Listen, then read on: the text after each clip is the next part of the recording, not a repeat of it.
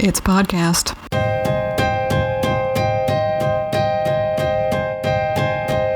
You're listening to Gorehead and The Wiener.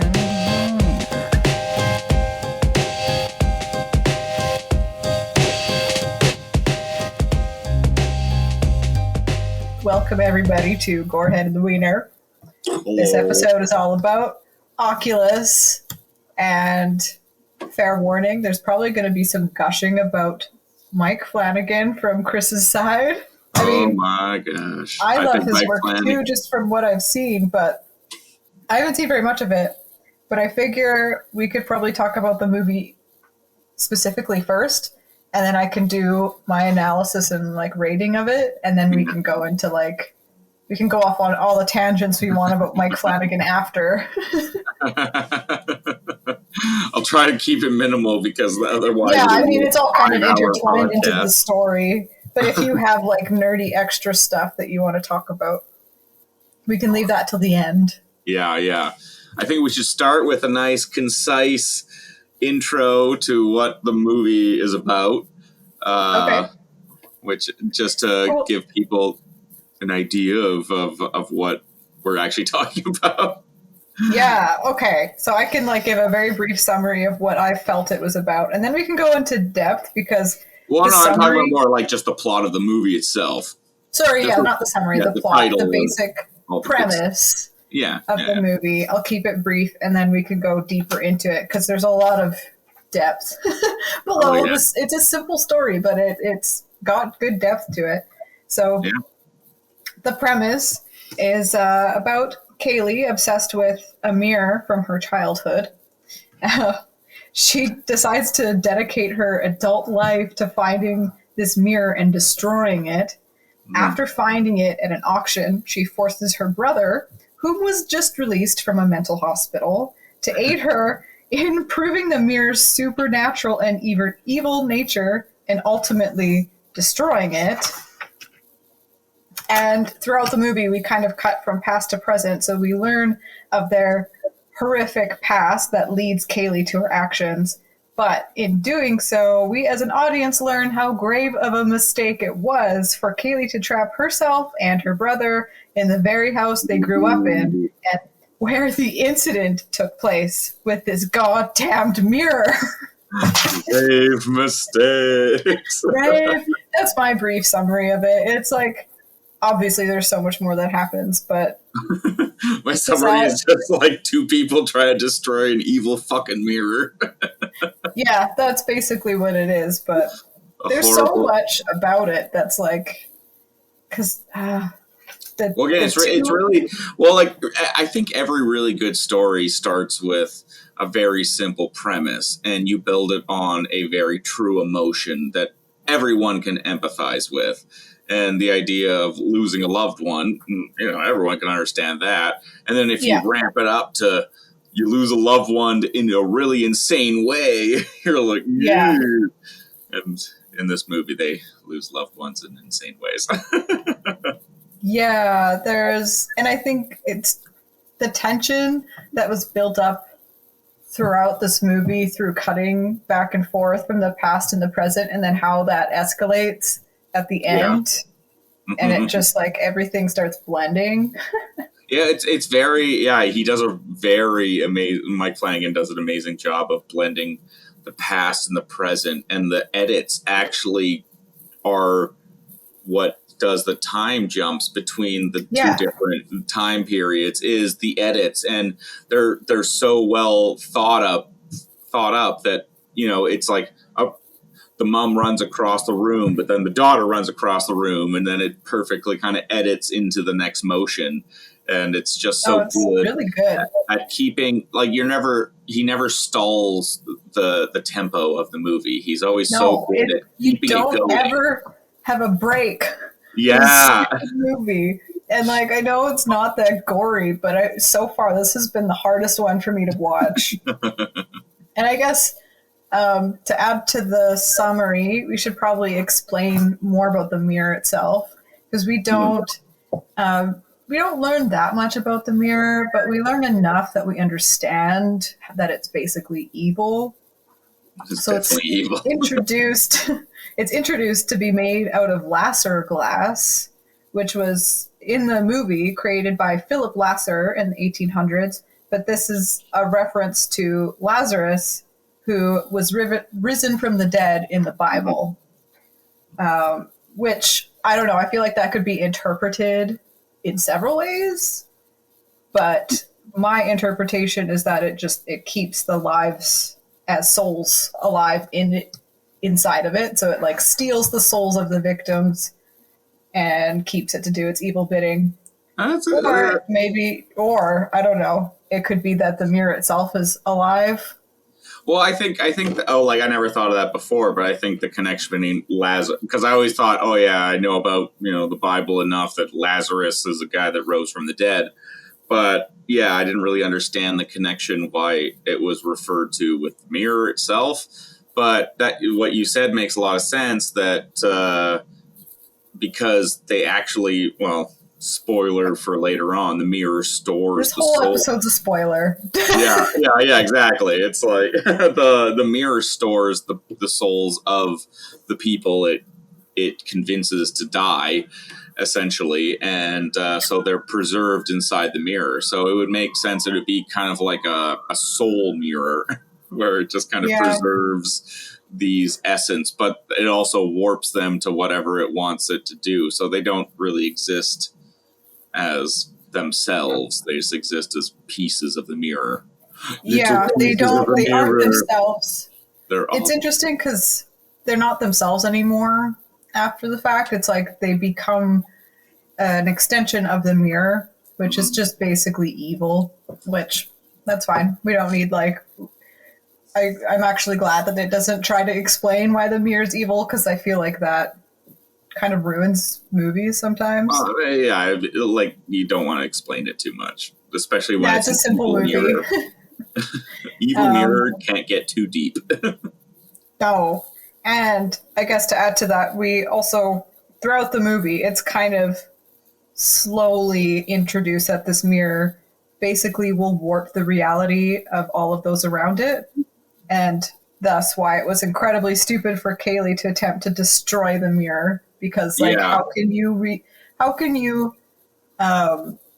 reliably know that you are doing what you're actually doing? It's like, that to me, that I think that's the one thing that frustrates me about the movie is just Kaylee's stupidity.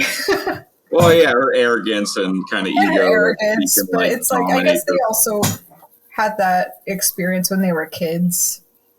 Yeah, so I'd say just a general premise of the overall movie is that they are two children that grew up in a house with their parents, and their dad bought this mirror that happened to be an evil, possessed Satan mirror, and it drove the father and mother crazy and essentially forced the children into a situation where one of the kids had to shoot their dad and their mother died. And then the boy got sent off to an insane asylum, and the daughter got to live out her life, but she's been obsessed with the idea of killing the mirror, while the poor kid, the boy, is stuck in this insane asylum trying to get better, and everyone's telling him that none of this ever happened, so you need to learn how to believe this isn't real. And then he gets out, and then his sister meets them, and she tells him that, oh yeah, by the way, I found this evil Satan mirror that we wanted to kill, and you're going to help me. And the whole movie is about them being stuck in one house together. So it's almost kind of like a clever haunted house movie, but it's a haunted mirror, I guess, an evil mirror. Yeah. And it also happens to take place in the parents' house that the daughter kept on the whole time, because the daughter was obsessed with the idea of confronting this evil mirror in the house. And she creates all of these booby traps to try to trap the mirror. And she has all these cameras set up. And she gives all this really good backstory about how the mirror needs to feed off of life forces. So it normally kills plants and dogs or small animals, and then starts to feed on people eventually. Mm-hmm. And that's kind of the general premise of it is them just trying to destroy this mirror. Yeah, I actually forgot about the plants because that is shown all throughout the movie, but it's just because it doesn't bother me. Oh yeah, exactly. Well, it's such so I just don't remember it. I remembered the dog part. Oh, but they also don't really show the dog. Nothing crazy with the dog, so... Well, and the dog gets freed, thank God, before it gets eaten by the mirror. But, like, they show these sad scenes of a poor golden retriever just kind of lying on the ground, like... Yes, yeah. Of their old childhood dog.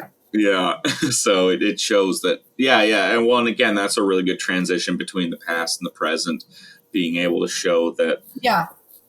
You know, and things are happening at the same time. Yeah, her arrogance is just like throughout the movie. I'm like, why would you take this mirror back to your childhood house where it's like clearly the way the movie plays out? It's like, well, yeah, of course this is going to happen. So so she's been like planning this thing for that's right, 12 years, I guess, or whatever. She was probably 10, and then she's like 25 when the movie takes place. So maybe 15 years. She's just been thinking about ways to murder this horrible monster mirror, and so she at least in her mind has set up a foolproof way to stop this evil demon mirror, and she has a yacht anchor hoisted above on the ceiling, and they have to restart a timer every 45 minutes or else the yacht anchor will smash into the mirror and kill it. But you find out that the mirror isn't it can manipulate humans' minds to protect itself, and it even manipulates the brother and sister to stand in front of it unknowingly to be like human shields for this yacht anchor. And it happens multiple times in the movie. And that's why it's so clever that they keep setting that up. The idea that, the mirror keeps moving us into this area, a very specific area. Yeah. And then finally it has an amazing payoff at the end of the movie, which I won't go into yet, but it's a very good setup, the way that they keep portraying this anchor and the position that the characters are in throughout the movie.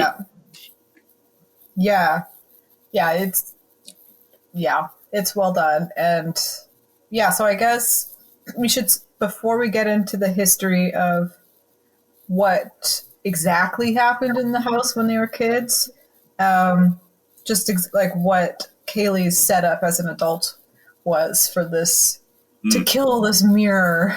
Her whole life is set up to do it.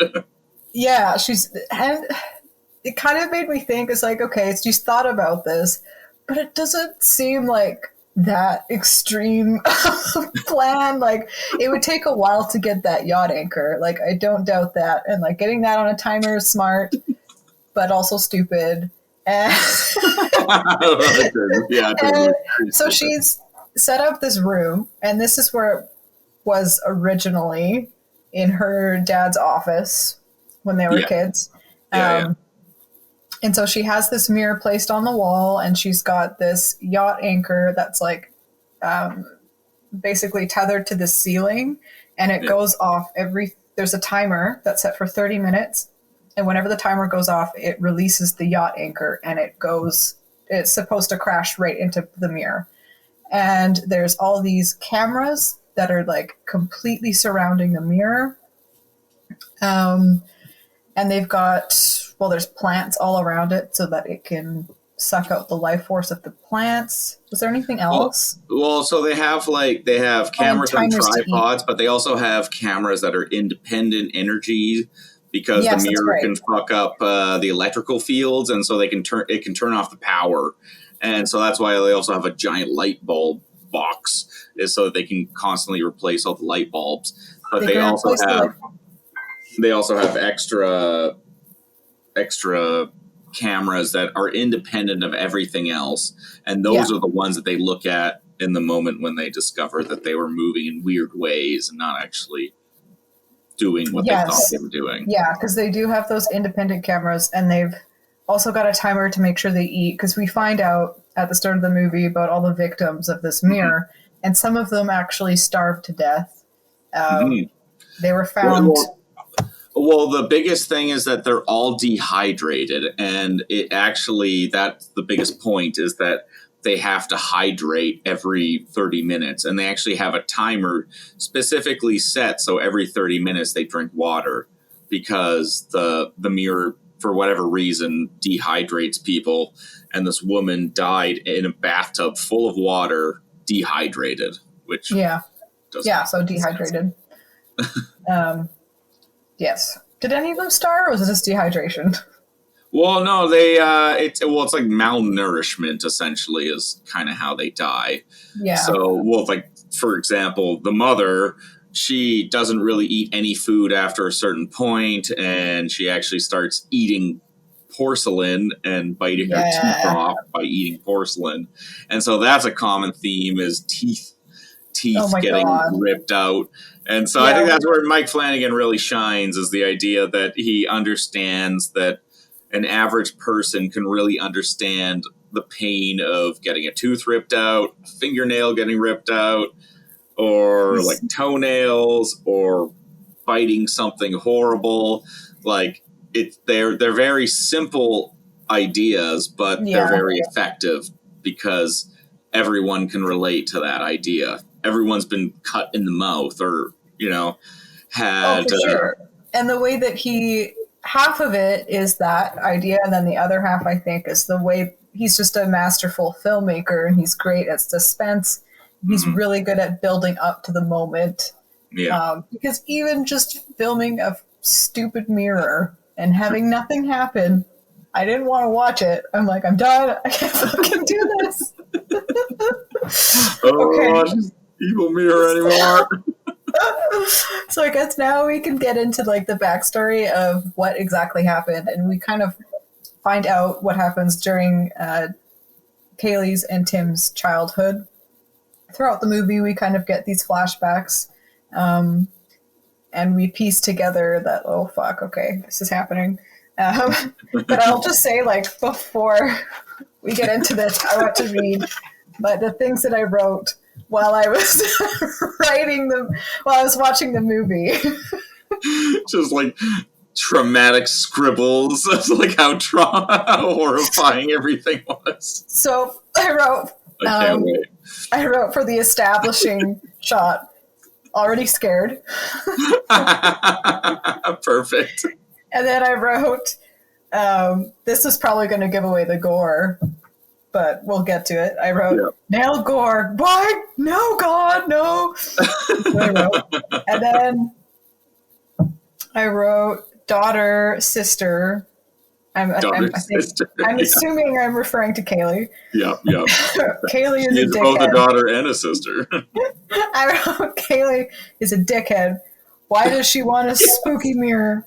You kept talking about how much of a dickhead she was during while we were watching the movie. It was very entertaining. I hated her ponytail. Yes, her face. She has a very intense business style ponytail. Business ponytail. Swooshes all the time. I immediately disliked her from that ponytail. I just knew we wouldn't get along.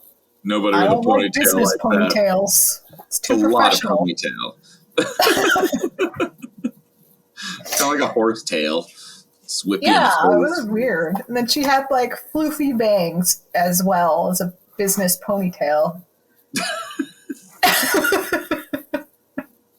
Completely agree. Floofy bangs and business ponytail are just faux pas. Okay. You'll probably do a better job at describing what happened, so I'll let you go. I can say it, but I think I already messed up the premise, so you can talk about this part. All right, here we go.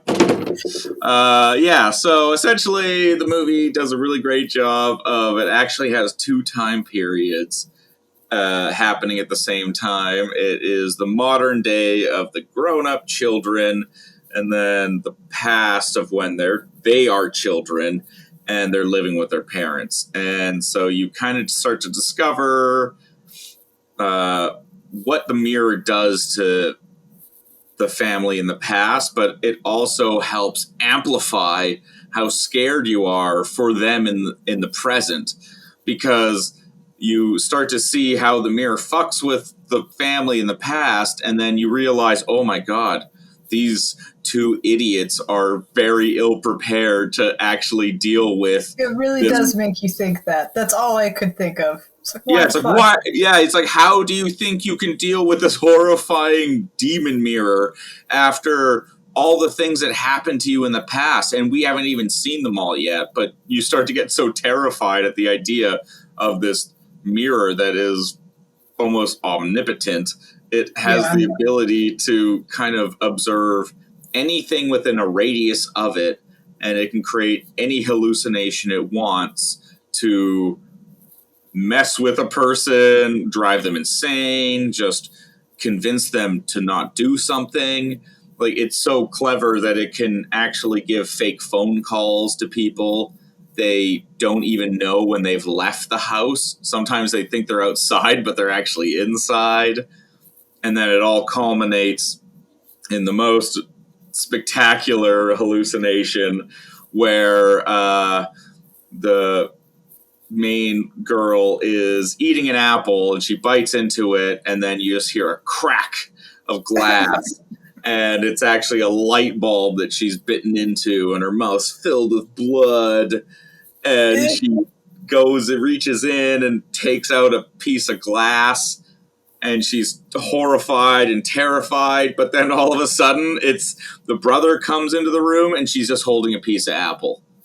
And nothing has happened to her. She's perfectly fine, but this evil, vindictive mirror has convinced her that she ate a light bulb just to fuck with her. It shows I've never thought that a mirror could have a personality, but Mike Flannagan was able to portray this evil mirror's personality throughout the movie just because of the choices that the mirror makes and the ways that it messes with the humans.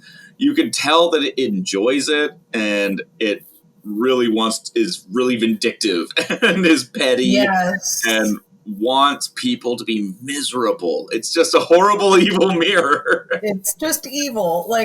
So the way it starts out, I guess, when they're kids, is he's put this mirror up in his office, and you're slowly seeing this. You kind of notice the dad is becoming more reclusive. Obsessed. He's always in the office. Yeah. And then you start noticing he's getting angry all the time. He starts fighting with his wife. The worst thing that he does is he's like, oh God, as soon as they show the close-up of his nails, I'm like, I know what's happening. I know what's fucking happen. And he starts picking at his nails, and of course it's a stupid close-up. And so he's putting Band-Aids on all his fingers, and he's like, at one point, he's in his office, and he's got this Band-Aid on his finger, and he's trying to get this Band-Aid off, but it's just not coming off, and he grabs a staple remover, I think. Mm-hmm. Yeah. And he's trying to yank the Band-Aid off with that, and then he realizes that, I didn't watch all of this part, but basically he's not taking his Band-Aid off, he's taking his nail off. Yeah, it flashes to him, it flashes to him removing the Band-Aid, but then the Band-Aid turns into the fingernail, and he looks at his finger, he's like, oh! Yeah, that's what happens, and so clearly he's losing his mind a little, and it's because of the mirror. And after a certain point, it just kind of feels like he's completely gone, like he's not even himself anymore. There's a point where I can't remember if it's Kaylee looks in, and she's into his office, and she sees that it looks like there's another woman in there. Yeah, that his dad's having an affair. She's one of the victims of the mirror, actually, and also Mike Flanagan's wife. Yeah, in real life. Yeah, in real life. Yeah, Yeah, in the movie, it's just another victim of the mirror that's actually coming out and like seducing him or feeding off of him, probably. Well, it's like it's convincing him to do things, and it's you always like hear these kind of whispers, and you don't hear the actual dialogue, but you just know that it's convincing him of crazy things. Yeah. So he's basically lost it, and at this point, his wife is not quite to his level. She is losing it a little bit, but she's not nearly to the point where he is. And she's suspecting him.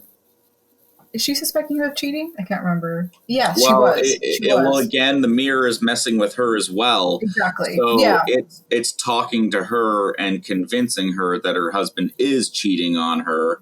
And also, there's like a dog, like the problem with the dog is on her.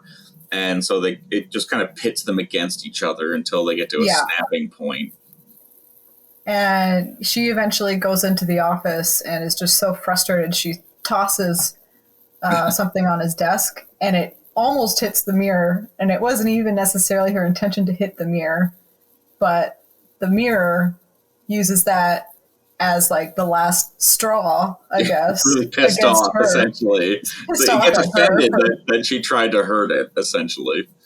Yeah, and so that's it for her. She's like 100% possessed after this point, and she's basically consumed by the mirror, and she becomes like this demon woman that like crawls around on all fours and eats porcelain. And then the husband chains her up upstairs in their bedroom against a wall. Yeah, on the other side of their bed. Family dynamic going on. It's a healthy paradigm. Yeah, and basically after that point, they're basically both just these evil entities living in the former shells of who they once were, and they both try to kill their kids at this point. Well, you also find out that there is a history that the mirror does get the parents to kill the children. Like the daughter runs through a list of families and people that have been killed and murdered by the mirror and how they died. And a lot of it, if there were children, the mother drowned them in a well or did something terrible to kill them. So the mirror likes to have parents murder their kids for whatever reason. Ugh. Giant asshole.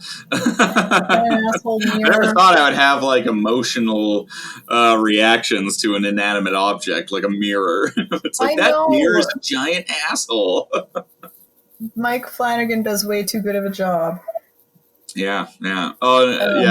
And so essentially they keep trying to phone the police too, because, you know, obviously in horror movies, the thing is like, why don't you call the cops? And it's because every time they phone like the doctor, it's the same repetitive message over and over again. And they start to realize, it's actually the mirror talking, and they can't make an outgoing call to anybody. And they're kids. So, you know, they even try to get a neighbor to come over. So they do a really good job of dealing with all the basic ideas of what you would do in that situation. They do a really good job, because they're kids, their neighbor doesn't believe them because the dad is speaking perfectly normal and talking about how his wife has an illness. And so why wouldn't a neighbor believe that, you know, over hysterical kids? So it's very believable that these kids feel super isolated, and it just kind of escalates from there into the final moments.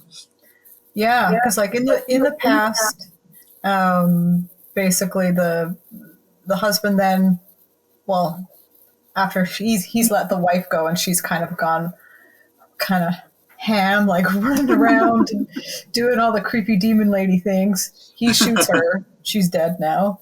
And then he goes after the kids, and there's like a scene right at the beginning of the movie where we see this scene of this dad walking around with this gun, and we don't know exactly what happens until later.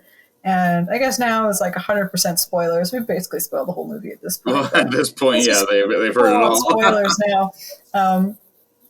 And the little boy, Tim, he gets the gun and actually just shoots the dad at that point. And the police show up and they arrest him, and he's basically taken to an insane asylum. And, I'll say there's one really beautiful moment that you find out at the very end of the movie where the mom is choking out the daughter, and even though she's like a feral monster, she has a moment of clarity, and she actually regains herself and fights through the mirror's influence, and she actually lets go of the daughter, and that's when the husband kills her, because I think the mirror realizes that she's herself again. Yeah, and that's a good point. So that's exactly why she gets shot in the head. Yeah, that's true. That's a good point. Yeah, I forgot about that. But yeah, that's what happens in the past. And then it's kind of beautiful that everything is mirrored in the present. Hey! It's done on purpose, I'm sure. Because there's no accidents when it comes to Mike Flannagan, I'm sure. But yeah, no, he's a clever fella. He's a professional. But yeah, and basically they relive all of those moments, and the ending, like they also tried to call the police at the ending, and the first time we realize later they actually do get through, and they call a second time, and it's the mirror putting on an impression of, but it's also wonderful because it just shows also another layer of the mirror's personality, how vindictive it is, because it actually gives them the same, like they phone the police the first time and they think it's fake, but that's actually real. Yeah. And so they try to phone a second time, and the mirror gives them the same message that they got as a kid. Get your father to call back.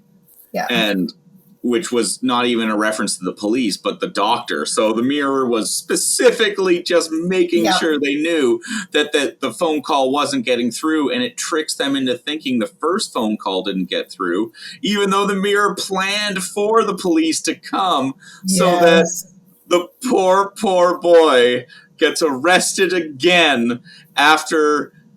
So at the end of it, the poor daughter is up against the mirror hallucinating, and then the son thinks, or the brother thinks that he's saving her, and actually he is just turning the crank to kill her with the boat anchor, and her skull protects the mirror from the boat anchor and just smashes her into it.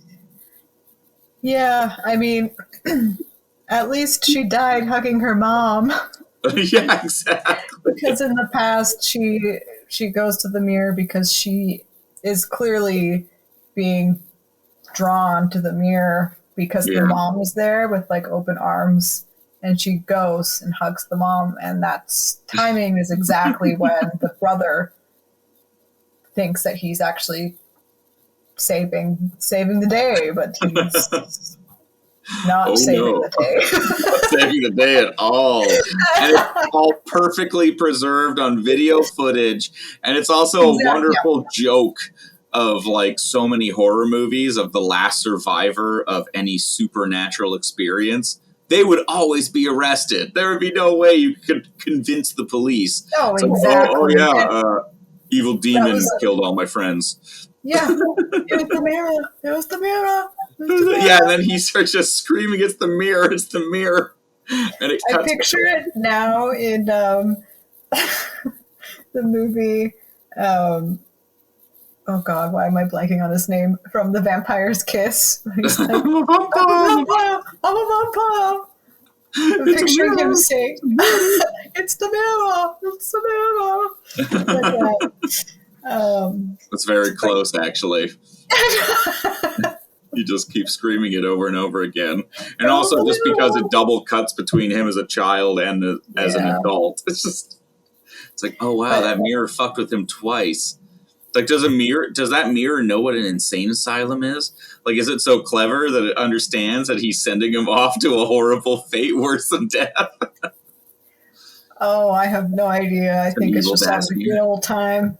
But it's what was I gonna say? Dang it. Dang it. I lost my train of thought. Oh, yeah, right. Yeah. So the fact that they had set up all of those cameras at the beginning basically ensured that they would be convicted of doing these crimes because, like, yeah, how are you supposed to record like a haunted mirror that just changes your reality? It's just going to show that you're doing weird shit. Yeah, it's exactly. Not recording your mind.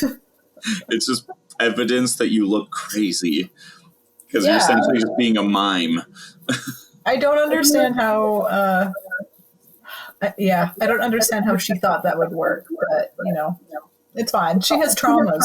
She's got traumas. Yeah, well, yeah. Clearly, she has a lot of issues of her own that she doesn't quite deal with, and that results in her getting a yacht anchor into her head. Yes. Oh my god. So I guess now we can get into the gore of it, which we've basically already spoken about. Well, what was your most traumatic part out of all of the horrible, intimate, gory parts? Fingernail. 100% the fingernail. Like, I couldn't even really watch it. Like, I couldn't watch it. I feel like... Was that worse than, like, the plate dishes where she, like, chews out her own teeth? Yes. Okay. Yes. Like, I could watch that because it's not showing it coming out. Like, it's falling out of her mouth, but it's not like we're looking up at the gum and, like, a chunk of the gum coming out. It's like her mouth just has blood in it and, like, she's missing teeth. And then we just see stuff fall out of her mouth. It's not, like, showing someone, like, yanking a tooth out close up or something. You know what I mean? Yeah, like, That is fine. And the same with the... Like, I watched the apple scene later and was like, oh, that's fine. That's not that bad. But because I knew it was coming, the anticipation it was just really hard to watch. Because it's literally just... They don't show her... Because I expected them showing her biting into a glass. Yeah. Like the act of the glass, like, shooting into her gums and stuff. I thought they'd show that, but it's her mouth's bloody, and then she pulls out a piece of glass. So that's not that bad, but it was, the fingernail one. I just couldn't do it. It's just because it's so real, you know? It's so real. You can relate to it. If the type of gore that you can't watch is very realistic, close-up gore with stuff like fingernails and with your mouth, then this will be hard for you to watch. But if it's not that big of a deal for you to watch that kind of stuff, you'll be fine with this movie. It's just kind of the feeling, the vibe I got from the whole thing was just stress. Is so stressful to watch. Stress. It is so stressful to watch. It's like, it's fun. It's kind of fun to watch, but it's like, it's just a feeling of anxiety and stress and, like, dread, I guess, for, like, what's happening. And the way that Flannagan sets up those moments, it's like, you know, something's going to happen, but it's never obvious when. It's like the way he cuts to it is just like, it's really effective. And it's really gross. Yeah, the editing is really good. Just the editing for those moments, that's what makes it so effective. So, like, for me, I would actually rate this like a 2 out of 5 on the gore scale. Because of the type of gore that it was so hard. I just couldn't do it. And it's so weird because I could watch other things that are, like, so otherworldly. And it's like a full body being cut in half. It's like, okay, that's fine. But, like, and I mean, not like that would be super enjoyable to watch, but... Well, that's why I say I'd rather see a person get ripped in half than see a person's, like, nail get pulled out or their tooth get pulled out. I can't... Like, it's... Or their finger getting chopped off. Because it's so much more relatable. It's like, I've never seen a dude get ripped in half. I've never been ripped in half. I couldn't watch the fingers getting chopped off in Color Out of Space. So, like, this was next level, and I think it was because of the direction of it. And with Color Out of Space, at least, that was a little bit more. It was such a ridiculous movie that it felt easier to watch. Definitely. It had like comedy in it, just with the actors, singular. Not so much with Oculus. That's just a straight out horror movie. Yeah. Yeah. And it's interesting because I've spoken to other friends about this movie, and like our friend Affy, she's like, she doesn't consider it a horror movie because she doesn't think it's scary. Of course she doesn't.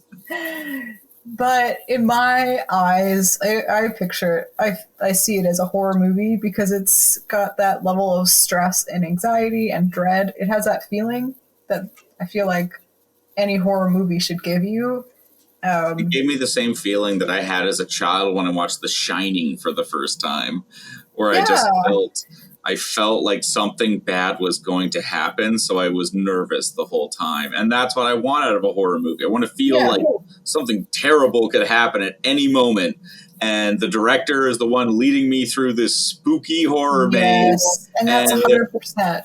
Yeah, and they're gonna make me be scared in ways that I don't think I'm gonna be scared. And that's what I want. I want to be freaked out in ways that I don't think I'm gonna be freaked out. Exactly, because now looking back, like those moments, I'm almost like ashamed that I couldn't watch them because they're not that bad. But it's just mental. It's like it's mental, and it's like you said, it's the haunted house that you're being brought through. So it's sort of the rooms that you're being led through lead you perfectly to be scared at this moment, and he does that so well.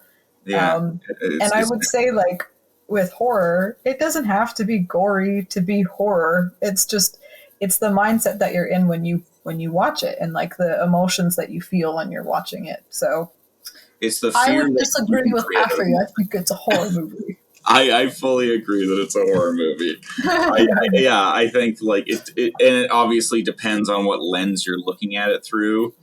But I think that if you look at a horror movie instilling the idea of like fear and insecurities, and it also kind of makes you think about yourself a bit. That's everything that a horror movie can possibly do, is just kind of make you feel uncomfortable in a safe place. You can experience bad experiences within an environment where everything isn't real. So that's for me the big thing that I always do when I'm watching horror movies. Even if I'm uncomfortable, I know that this is 100% fake. And I would be horrified if I was watching this happen to real people. But as long as I know that it's a movie, I have this invisible wall of invincibility that I never feel bad about what I'm watching, and I never get too upset about what I'm watching. Because at the end of the day, someone was just talented enough to make me feel really, really uncomfortable. Yeah. And I applaud that.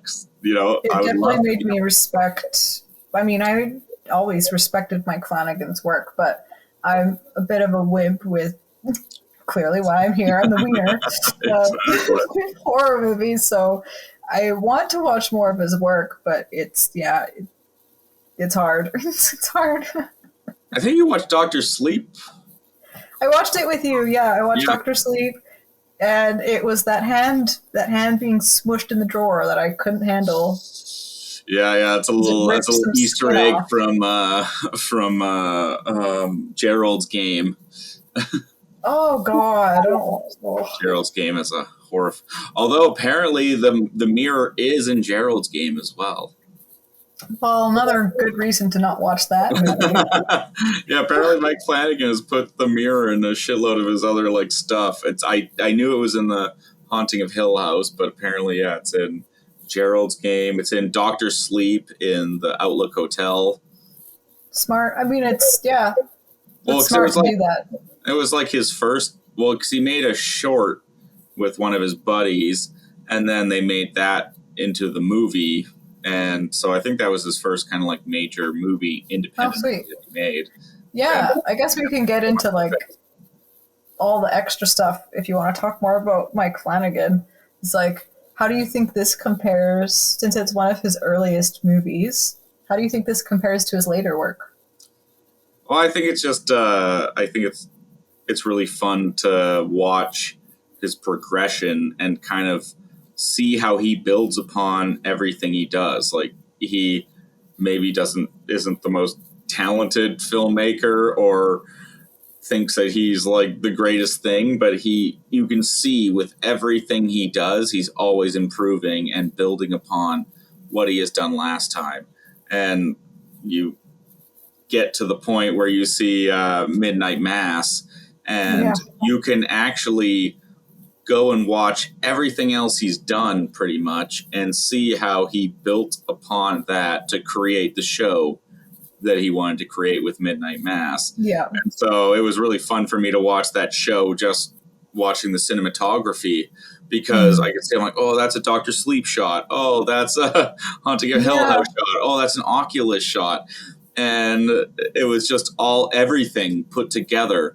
And it's so awesome to see somebody who is so willing to like learn and improve and is humble enough to accept all of that and become a greater, entertainer because of it. And I think he's done that so well with all of his work. Everything I've watched has become more entertaining as time has gone on.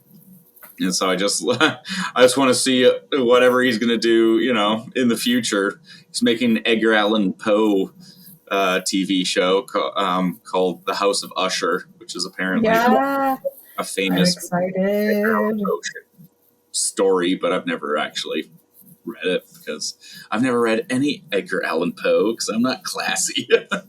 I've read his famous one, but I The don't Raven. remember. Yeah. That's the only one I know because of The Simpsons. And it's amazingly done because it's narrated by Darth Vader. I remember learning a little bit about him because I was just curious. Because I know there's some historical figures like Edgar that are problematic, to say the least. Oh, is he super racist like H.P. Lovecraft? No, he wasn't. It was actually very sad because he was a romantic and he basically died alone. Oh. Yeah. I think he had 2 wives or something, but he was always very, very poor. Oh, that's very popular. Yeah, very poor. And he died penniless as well. So Bram Stoker also suffered from that. His wife sold Dracula for a cent. Oh my God, yeah. It's always so tragic.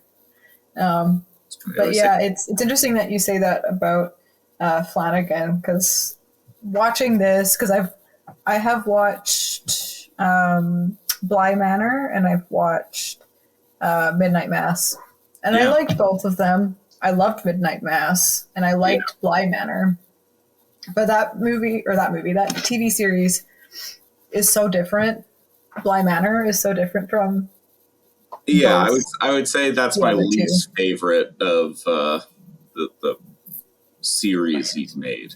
I would say it's my least favorite too, but I haven't seen all of his work. But Haunting of Hill House is way better. I have heard that. I'm afraid to watch it, but I will do it eventually. I will do it. I just get scared. Terrified. The ghosts. Oh yeah, and if anyone is interested in listening to me berate Chris while we watch Oculus, we will be releasing a commentary track at some point. Video footage of you hiding from the camera. Yeah, we'll probably put little video footage. I'm not sure how we would post that, but yeah. We'll figure it out. Do people post commentaries with the actual movie, or are you allowed to do that, or do you just put like the video of you reacting to it? Because that's true. No, you just put the video and have someone watch it. Yeah, so we don't get sued. we'll worry about these things later. Yes, worry about that later. But yeah. Yeah, did you have anything else to talk about with Mike Flannagan? Well, if you just want to talk about Mike Flannagan in general, I think he is just amazing because I accidentally came across him just because I love H.P. Lovecraft. I think that's like my pinnacle of horror. The Thing is my favorite horror movie, and just all kind of cosmic horror is so unimaginably terrifying that it's my favorite. And so I found out that he made a movie.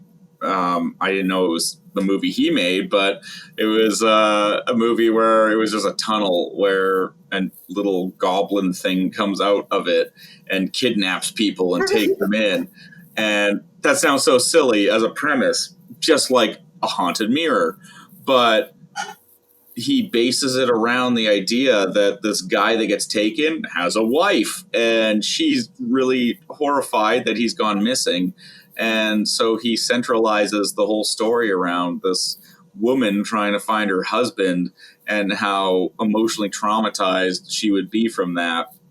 And so even with such a simple premise, like there's barely any special effects in it, it's super low budget, but he still does such a good job of just creating like this empathy for the main character. And I think that's what he does so well, is he's like a master of empathy. He makes you feel for all of the characters that he puts in his movies. And that's why I think Stephen King loves him so much, is because Stephen King wishes he could be as empathetic as Mike Flannagan. He does wish. Stephen King is talking about children banging each other instead. Oh, God. So he doesn't have that level of empathy that Mike Flannagan has. And that's why Mike Flannagan can transform stupid, shining vampires into this beautiful story about a guy who redeems himself from a terrible addiction and eventually saves this small child from a horrible fate. Yeah, like we were talking about this before. It's like, I'm so glad that Mike Flannagan is able to recreate some of the stuff from Stephen King, because I mean, I love the concepts that he has. I think he has a great imagination. Great idea, man. Fantastic ideas. And he has an ability to write, but it's just, there's just a part of his writing, especially in his younger years, obviously, when he's super sexist. But those were the drinking days as well, when he was still a raging alcoholic and did a shitload of cocaine. Yeah, the cocaine. Yeah, you can never forget the cocaine. But like, I can't imagine how would a person sit down and be like, you know what, I'm going to write a story and I need to do a shitload of cocaine before I do it. I guess someone who has a book deadline. Yeah, maybe he just left it till the very end, like the South Park guys. And probably. I mean, yeah, but for 72 hours and write this insane story about a clown. There are some stories I really wish Flannagan would do, because I watched, I think it was The Stand on Amazon Prime. Oh my God, I stopped watching that fucking show after 20 minutes. The timeline that they use in it is so fucked. It ruins the entire pacing of the book. It was awful. Don't watch it.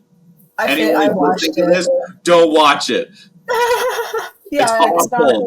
The timeline is so messed up. It made me so upset. I was so disappointed because I love The Stand. That's my favorite Stephen King book. Oh, is it? I totally haven't been able to finish it because I think I told you I got to the part in the book where he's like vividly describing a woman's nipples through her shirt, and I'm just I'm done. I can't, because you're going off so long about this woman's boobs through her t-shirt. It's clearly not. There's nothing of importance that is going on with this description. This isn't foreshadowing future events. There's no foreshadowing. There is no character development other than you think she's nice nipples.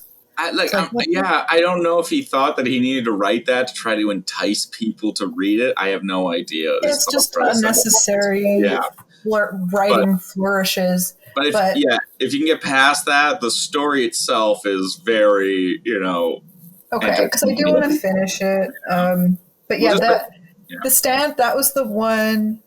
I'm trying to remember, because there was one on Netflix that there's two, or maybe it's the same one. I can't remember. I'm like mixing them together.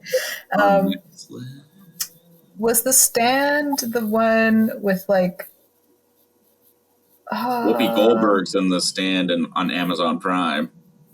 Okay, I think it is that one. And the two main characters have really bad chemistry, and it's like that. Again, I only watched 20 minutes of the show because I was so pissed off by the timeline. I know James Marsden is in it as... is he the guy that was in the Sonic movie? Yes, it is. It totally goes. He's also Cyclops, and that's the only thing I remembered him from recently. He's stupid Sonic movie. Well, he's something Eastwood. He's the guy who's immune to the disease, and he gets taken by the government, and he has to stay in this chamber. Yeah. Okay, so that is the right one. Anyways, yeah. So the main, because there's like those two characters that are supposed to be super in love, right? Like they're. Again, the timeline fucks it up so badly. Oh, because I haven't read the book, so I can't speak to how accurate it is. I just know it wasn't very good. It's awful. Also, the acting in it really, really bugged me because it was just. I had read part of it, so it's like I know kind of what the character is supposed to feel like, and I don't know. It just wasn't working. It was okay on their own, like those two characters that get together at the end of the series. I don't know how it worked in the book, but together it felt like a high school play when you're like playing opposite this guy or girl that you don't really know, but you have to pretend like you're in love. That's what it felt like. Did either of them die in the show? No, I don't think. Okay. Yeah. I was wondering. Yeah, no, actually, no. He's the one guy that does survive. He's the only guy that does survive because he fucks up his leg at the end of the book. He fucks up his leg. And he gets left behind. And he's the only one that survives. So the other two go to Las Vegas. Spoiler alert, and get nuked by the fist of God. Did it look like a giant fist? No. Oh, because in the book, when the nuclear bomb goes off, they specifically say it looks like a giant fist. Oh my god. It's like the fist of God. It's a giant fist. And so when I was reading it, I was like, oh yeah, go God. Just punch Rick Flag in the nuclear explosion. And this is the same one where at the beginning, everyone looks like their throats are blowing up, like frog throats. Yeah, they have like crazy swollen glands. Okay. Although I think the book does a way, way, way better job of like pacing the ramp up of the disease, because it starts with the very first person that gets it, and then he infects his family because he's from the army base that it comes from, and he drives into the town where James Marsden lives, and they make him sound so much more disgusting because of all the phlegm that they're supposed to have. Yeah. They don't really portray the phlegm. I hated the way they did that disease. Anyways, I was just thinking, like, now, how much better it would have been to have Mike Flannagan do that. Yes, I can only hope. Well, I will say, okay, well, we've gone on a very large tangent about the Stand. I will say that the one movie that I would love Mike Flannagan to make based off of a Stephen King book is the first Stephen King book I ever read, which is probably still my favorite. No, it's not even The Stand. It's this one. It's my favorite to this day. And it's called Insomnia. Ooh. And it is about two elderly retired people. It's mainly about this one guy. His wife is dead. He lives alone. And it's just about his day-to-day life and how he suffers from insomnia. And kind of over the course of his insomnia developing, he starts to see these threads that kind of come above people's heads, and they kind of start turning to balloons at the top. And he then starts to see these weird little goblin creatures and they have giant scissors, and they chop the strings off of people, and the strings are different colors based off of people's ages and how healthy they are.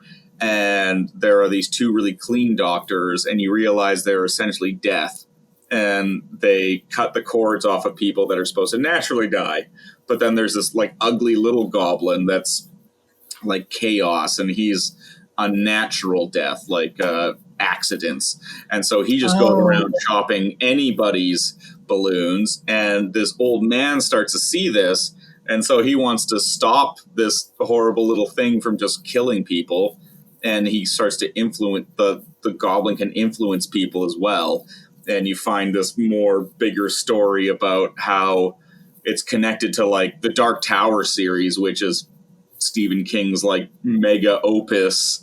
Yeah. And, the Crimson King is in charge of all of this, which is a big thing in the Dark Towers, and I believe was he in The Stand? Yeah, I think that. I think Rick Flag is specifically kind of supposed to serve the Crimson King, but in the Dark Tower series, the Stand world is in it, and they see newspaper clippings about the disease when they're going to go meet an insane train that tries to make them solve riddles. Yeah, I think that was the last one I read. I didn't finish it. Insane riddle choo-choo train. Yeah. That was amazing. I was like, I actually kind of like that part. Yeah, I loved it. I thought that was amazing. I was like, there's this evil AI choo-choo train that wants people to solve riddles, and it's willing to kill itself just to kill them as well. It's like, if you don't solve the riddle, we're all going to die. I don't give a shit. I'm insane, and I'm old as hell. I don't give a shit. I'm insane. I'm insane. I'm an old evil choo-choo train that wants you to solve. I like how you call it a choo-choo train. They call him a choo-choo train in it. In the book specifically, they call it, like, his name is something choo-choo. Oh, okay. Choo-choo. Yeah. It's been a while. Yeah. I'm sorry. That was good. Well, I would say, I don't know. We covered the movie quite well. Our Mike Flannagan wish list. I don't know how much. Perfect. It's probably a good place to end it then. I mean, we kind of went off on a tangent for like a half hour about random Stephen King and Mike Flannagan, but it's fine because Stephen King is related to Mike Flannagan. He clearly is a fan, so it's okay. Well, also, actually, I saw on the trivia facts on IMDb, Stephen King loved Oculus, so that probably is what began Mike Flannagan to be able to make the Stephen King movies he's made. Nice. Because of the fact that Stephen King was a fan of him already. Because Mike Flannagan is clearly a fan of Stephen King from probably a child, I imagine, and Oculus is so much a Stephen King story, just told way better than Stephen King. Like, I'm sorry, but it's just Mike Flannagan can improve on Stephen King. He can take a Stephen King idea. I think they're a good team. Yeah. I honestly think they're a good team. They could make amazing things. I wish, like, Mike Flannagan made the It movies. That would have been so much better. He would have done such an emotionally amazing job of setting up the timelines, which he's amazing at, is swapping between them. He could have made a movie where the two timelines interconnected like the miniseries. He could have done that would have been really good, but I didn't bother with the second one because the first one didn't inspire me to watch the second one. Yeah, the first one. Oh yeah, I'll just say the first one's a lot better than the second one. I think you said that. The second one.